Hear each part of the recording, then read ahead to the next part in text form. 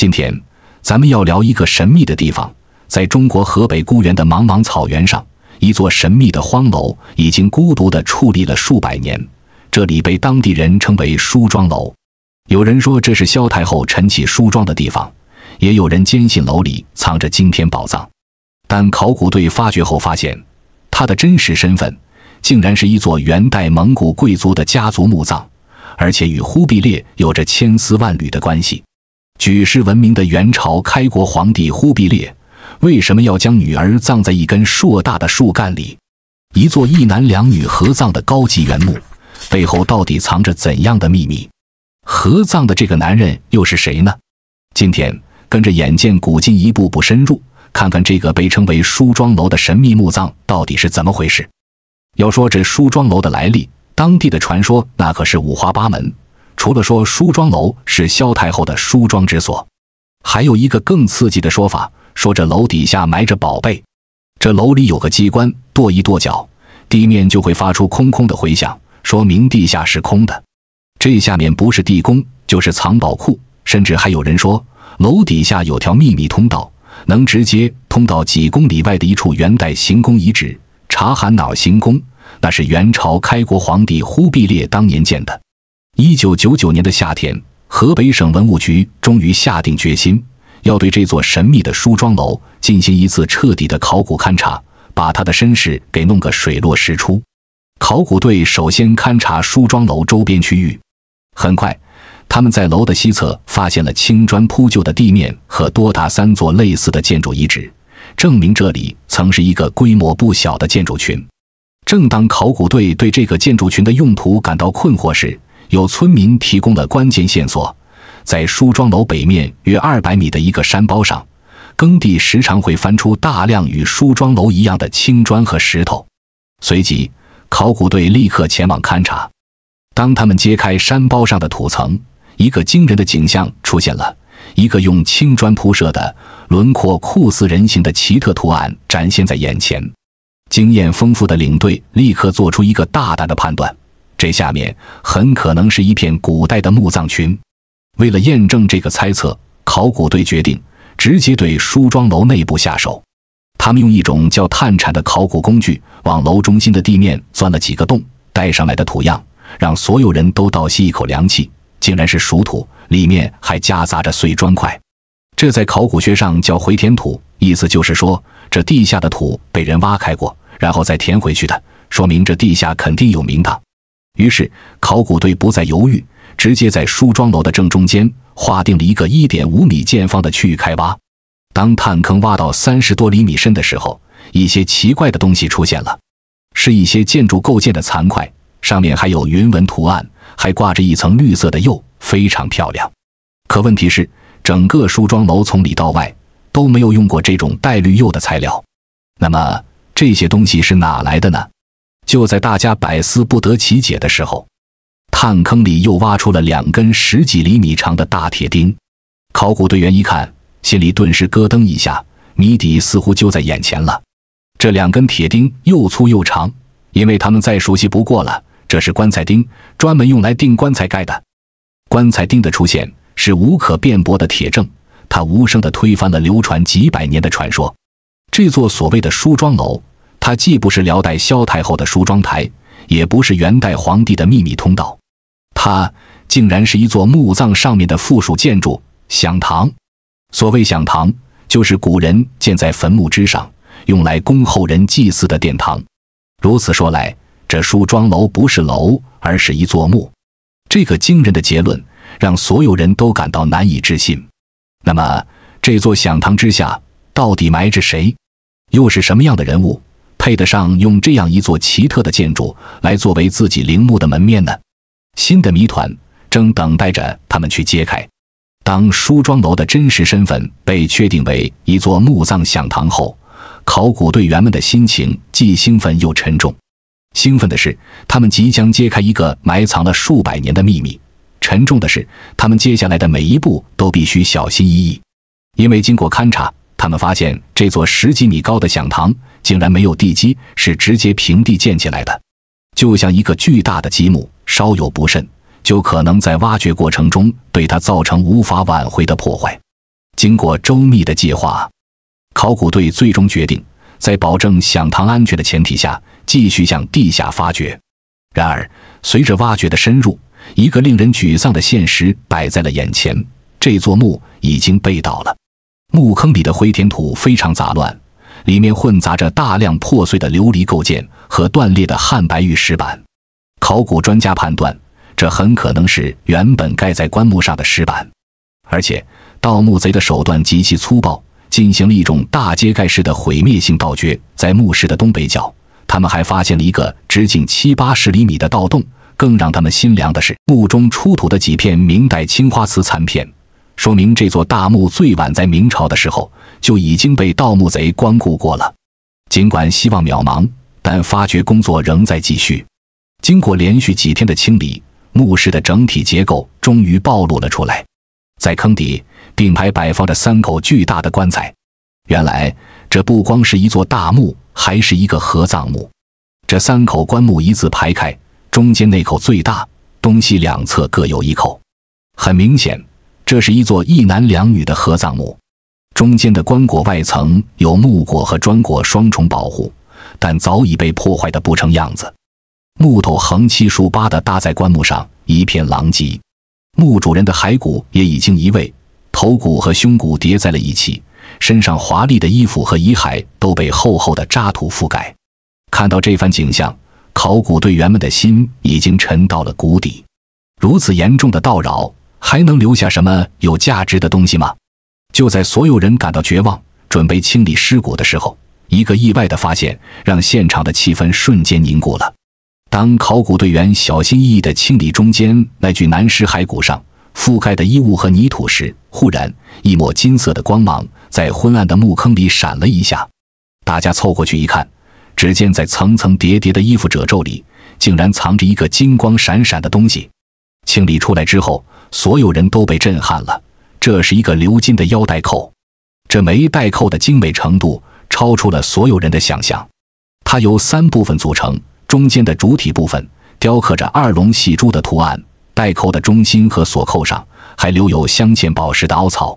虽然宝石早已不知所踪，但可以想象当年它完好无损的时候该是何等的流光溢彩，富丽堂皇。这个发现非同小可，因为在古代中国，龙是最高权力的象征，只有皇室成员，比如皇帝、王爷，才有资格在自己的随身物品上使用龙的图案。这枚鎏金龙纹带扣的出现，意味着躺在这里的墓主人身份非同一般，他绝对是一位地位显赫的王公贵族。那么他会是谁呢？考古队员们对男性的骸骨进行了鉴定，判断他去世时的年龄大约在30多岁，不到40岁。这个年龄信息成了一个关键的筛选条件。有人立刻想到了一个如雷贯耳的名字——成吉思汗。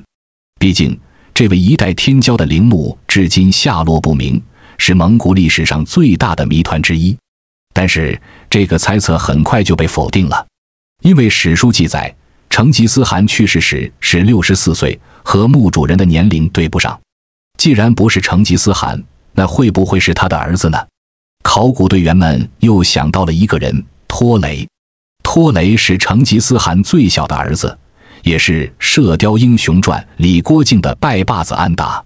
历史上托雷的结局非常悲惨，据说是在替哥哥窝阔台汗施药后，当晚就暴病身亡，死的时候也确实不到40岁，年龄对得上，身份也足够尊贵。难道这座大墓的主人真的是成吉思汗最心爱的小儿子托雷吗？这个猜测让所有人都激动不已。但考古是严谨的科学，在没有更多证据之前，一切还只能是推测。这座神秘墓葬就像一个巨大的漩涡，把一个又一个历史上的风云人物卷了进来，真相依然在迷雾之中。就在大家对墓主人的身份进行着各种大胆猜测的时候，棺木本身又给考古队带来了一个更为震惊的发现。这个发现在中国的考古史上可以说是前所未见。眼前的棺木根本不是他们常见的用木板拼接起来的棺材，这2口棺材竟然是用一整棵巨大的树干活生生掏空雕刻而成的。你可以想象一下那个庞大的制作过程，工匠们首先需要找到一棵直径将近1米粗的大树，把它砍倒，从中间一分为二，然后在下半部分的树干上，按照人的体型掏挖出一个凹槽，头部、肩膀、身体、腿部轮廓分明。将尸体放入后，再把上半部分的树干给严丝合缝地扣回去，外面用铁箍紧紧箍住。这就是一种极其特殊的丧葬形式——树棺葬。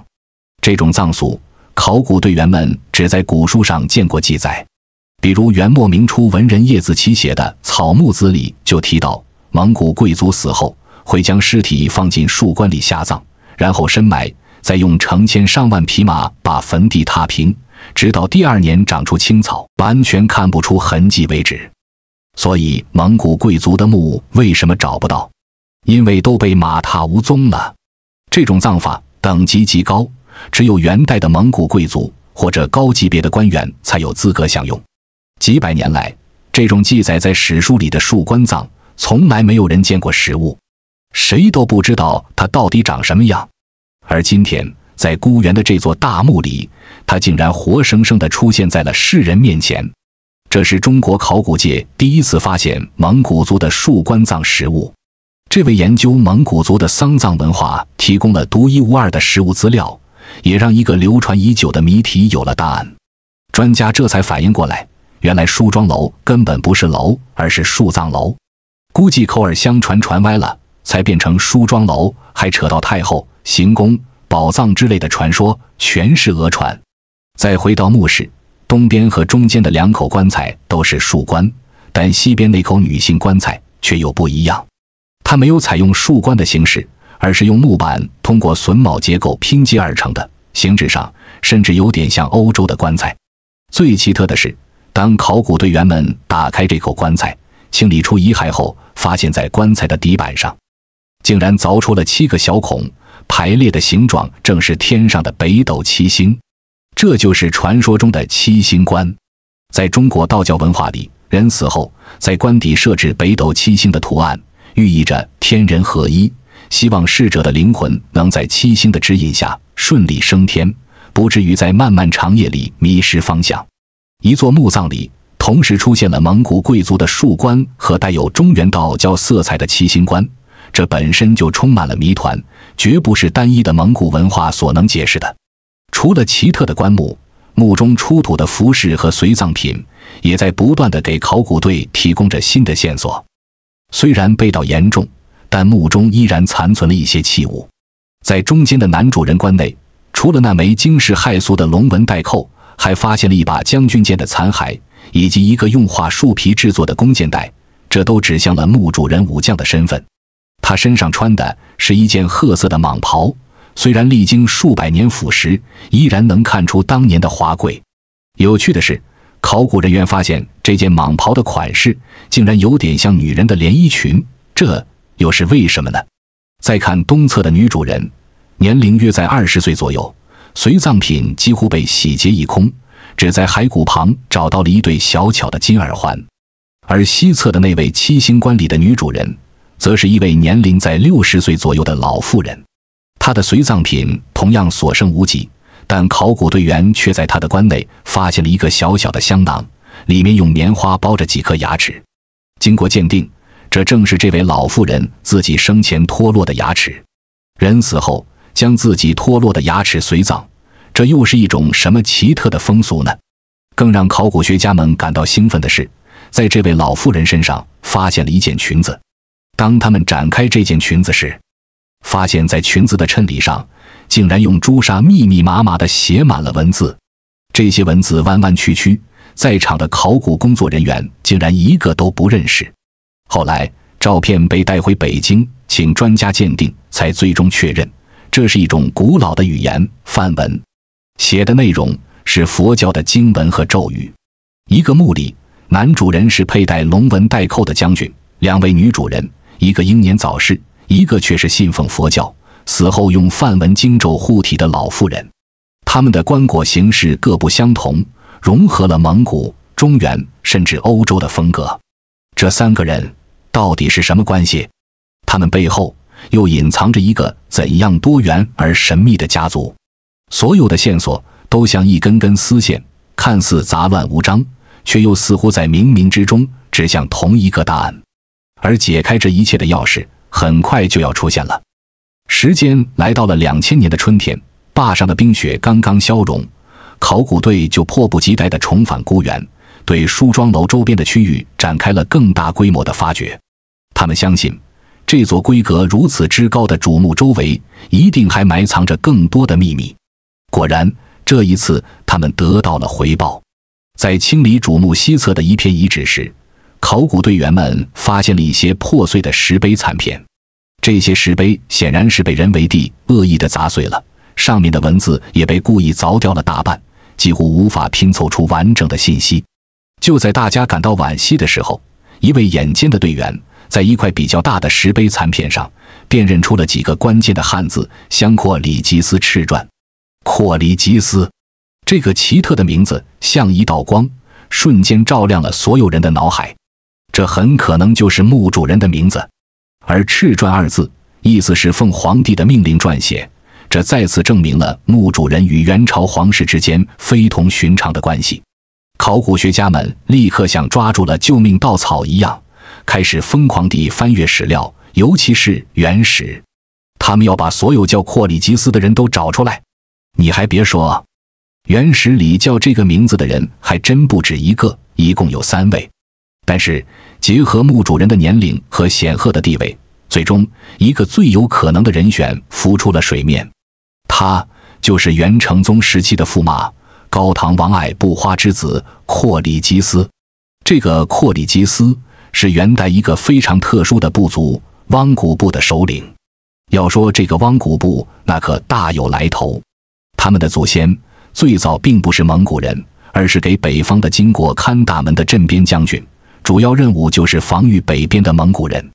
但历史就是这么充满了戏剧性。后来汪古部的首领审时度势，竟然秘密地和成吉思汗结成了同盟。在决定蒙古和金国命运的野狐岭大战中，汪古部临阵倒戈，作为蒙古铁骑的先锋，把金国40万大军打得落花流水。从此汪古部就成了元朝的铁杆盟友。为了巩固这种关系，元朝皇室采取了最直接的方式——联姻。一代又一代的汪古部首领都娶了元朝的公主做妻子，成了皇家的驸马。而这位阔里吉斯正是汪古部的第4代首领，也是战功赫赫的一代名将。史书记载，他不仅骁勇善战，还精通儒学，是当时少有的文武全才。这下身份对上了，地位对上了，年龄也对上了。那么墓中的2位神秘的女性又是谁呢？考古学家们继续深挖史料，谜底随之揭开。史书记载，这位驸马阔里吉斯一生中先后娶了2位元朝的公主。他的第1位妻子名叫忽达迭弥失，是元世祖忽必烈太子真金的女儿。可惜这位公主红颜薄命，嫁给阔里吉斯没几年就去世了，当时只有20几岁。在他第1位妻子去世后，阔里吉斯又娶了第2位公主，名叫爱牙失里，她是元成宗的女儿。现在3口棺材的秘密终于可以完全解开了。中间那具佩戴着龙纹带扣、使用树冠下葬的男主人，毫无疑问就是汪古部的驸马阔里吉斯。东侧那口同样使用树冠、年龄约在20岁的年轻女主人，正是他的第1位妻子忽达迭弥失公主。她去世的早，当阔里吉斯战死沙场，遗体被运回故里安葬时，家族便将她的棺木迁来，与丈夫合葬在了一起。这就是为什么他们的棺木形制相同，并且看起来是同时下葬的。她就是那位被埋在树干里的公主。而西侧那口使用七星棺、年龄在60岁左右的老妇人，则是他的第2位妻子爱牙失里公主。她比阔里吉斯晚去世了40多年，因此在她死后，后人将她续葬进了丈夫的陵墓。因为时间间隔太久，葬俗和棺木的形制都发生了变化，所以她的墓室采用一堵砖墙与丈夫隔开，棺木的样式也完全不同。至此，梳妆楼最大的谜团，墓主人的身份终于真相大白。一座孤零零的草原骑楼，背后竟然牵出了一位战功赫赫的驸马和2位金枝玉叶的公主。确定了墓主人是阔里吉斯，考古学家们就如同拿到了一把钥匙，打开了通往那个金戈铁马时代的大门。这位沉睡了700年的铁血驸马，他的人生究竟是怎样一幅波澜壮阔的画卷？为何在30多岁就去世了呢？阔里吉斯出身的汪古部本身就是一个传奇，他们从金国的边防军一跃成为大元帝国的顶级贵族和皇室姻亲，这背后是几代人的浴血奋战和精准的政治战队。到了阔里吉斯这一代，汪古部的荣耀达到了顶峰，而他本人更是将这种荣耀用赫赫战功擦得锃亮。为了将这位帅才彻底绑在自己的战车上，元成宗还将自己的女儿爱牙失里公主嫁给了他，让他成了名副其实的双料驸马。公元1298年，新疆地区又发生了叛乱，阔里吉斯再次奉命出征。在一次战斗中，他率军大败敌军，乘胜追击。但或许是求胜心切，他追得太深，孤军深入，与后援部队脱节，不幸陷入了敌人的重重包围。被俘之后，叛军头领软硬兼施，许以高官厚禄，想让他投降。但阔里吉斯宁死不屈，最终这位年仅30多岁的一代名将被残忍杀害。英雄战死异乡，尸骨不得还。这个遗憾一直萦绕在汪古部族人的心中。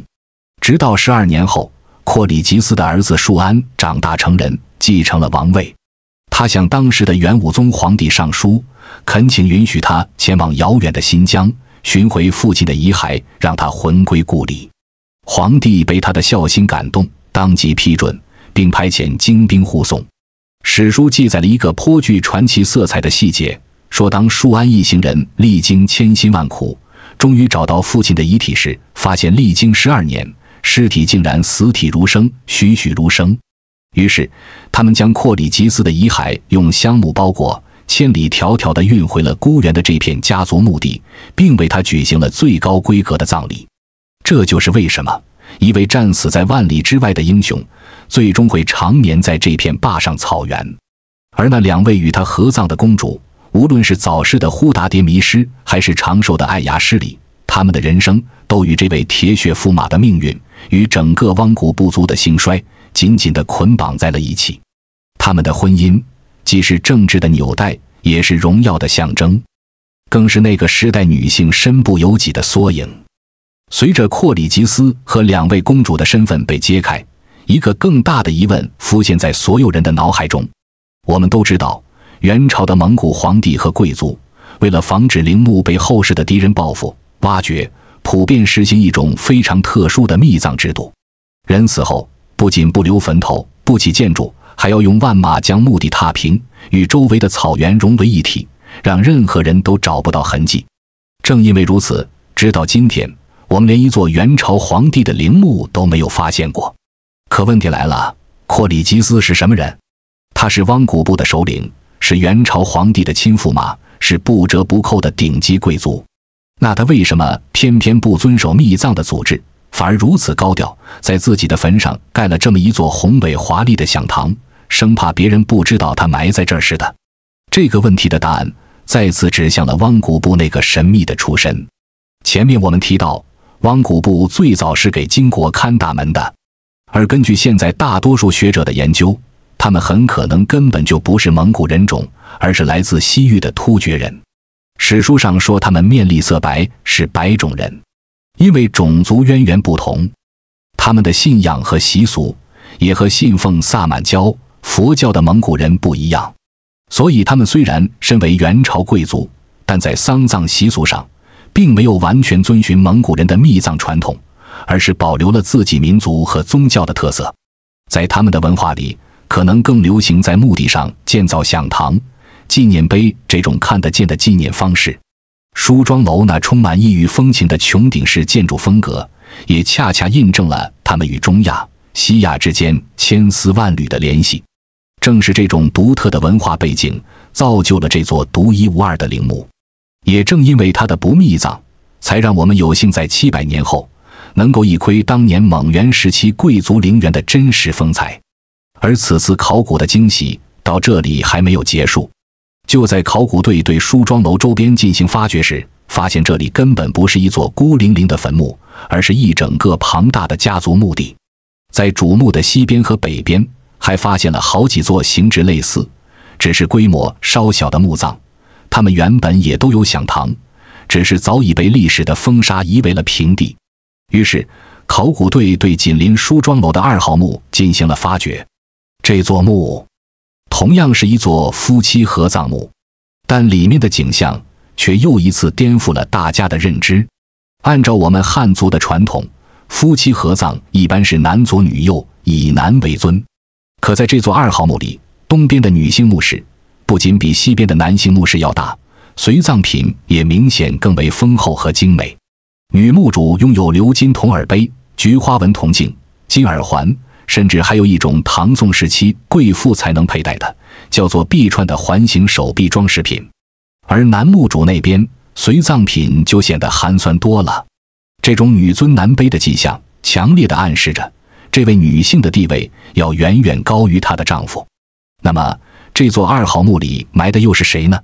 考古学家们推测，按照家族墓地的辈分排序，紧挨着儿子阔里吉斯的最有可能的就是他的父母。而阔里吉斯的母亲正是元世祖忽必烈的亲生女儿月烈公主。至此，梳妆楼家族墓地的轮廓已经清晰，这是一个延续了数代与元朝皇室血脉相连的荣耀家族。他们的陵园见证了这个家族的辉煌，也以其独特的方式记录下了那个时代多民族、多文化、多信仰交融碰撞的真实历史。一座宏伟的家族陵园，4座气派的墓上响堂，在元代的孤原草原上，这该是何等显赫与张扬的景象。然而我们今天能看到的却只剩下一座孤零零的梳妆楼和遍地的残垣断壁。2013年，河北固原县开始对梳妆楼原墓进行了全方位的保护修复，更是将其打造成了一个旅游景点，不仅修了旅游环路，还新建了七星广场，并为这座墓葬安装了新的玻璃防护罩。感兴趣的朋友可以去旅游参观，一睹700多年前的原墓风采。